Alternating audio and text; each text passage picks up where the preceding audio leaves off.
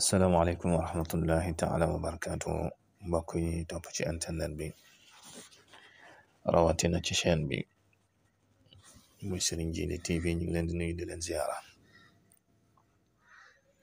tey nag ñu indi leen gént goog moom it bari na mbokk yi liñ koy laaj muy gént di tabax kër nag bu ko góor dee def ñaare li ci gën a bari dana nekk ak defaru, dana nekk soxna, dana nekk dajale ay mbokk wala ay xarit ci mbégte. ku gént dem fi barab di tabax kër wala dem kër jàmbur di fa tabax wala mën naa nekk soxna sum fay am wala soxna sum fay takk. ku gént di gas ay poto pour taxawal dara loolu it mbir mu baax mu muy tàmbali la,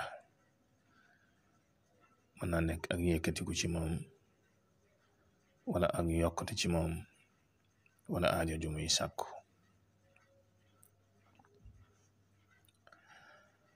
ba tey ku gént kuy xëccoo dara lu mel ni palaas wala yooyu nga gént di tabax kër wala nga gas ay poto pour tabaxawal ko, danga ci jot ci palaas boobu. ku gént ba tey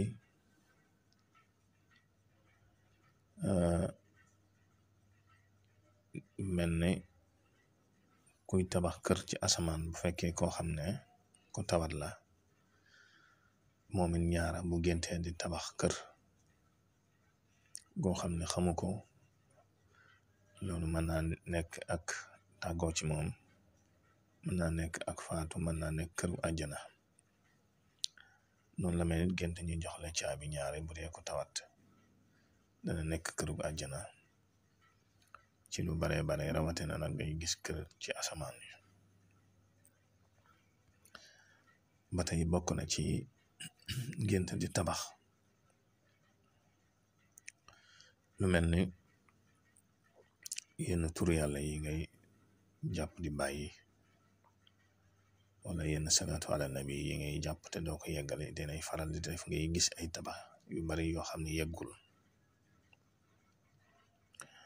ndax dafa am ko ma masal laaj koo xam ne nee na day gént di gis ay kër yu yeggut. mu ne ko ndax da ngay faral di liggéey dara tur yàlla wala salaatu ala nabi mu ne ma waaw damay jàng xasida. ma ne ko xanaa xasida yi ngay jàng doo koy yeggali da ngay jàng bi bàyyi ba ca des. mu ne ma waaw. ma ne ko nag loolu lañ lay misaal, boo jàppati nanga ko jàng ba yeggal soog a jàll ca ba ca des. yu mel noonu dana koy faral di def, jàpp dara bàyyi demaat jàpp dara bàyyi.